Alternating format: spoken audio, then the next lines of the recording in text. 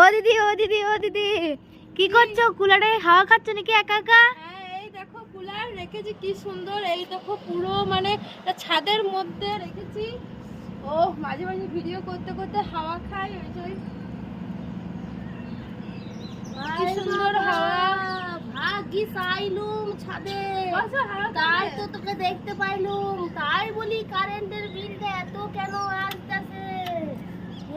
তাই বলি কারেন্টের বিলটা কেন আমাদের ঘরে এত আইতাছে? হায় ভগবান, এই কিছু দেখো, মনে করো না। এই তুই পড়াতে আইয়া তুই আমাদের ঘরে এই ছাদে বইসা বইসা আর কিছু কুলারটাকে মনে চালাই। করো না। কুলারটাকে রেখেছিলাম রাত্রে বেলা ঘুমাবো বলে, তুই এটা কি করছিস?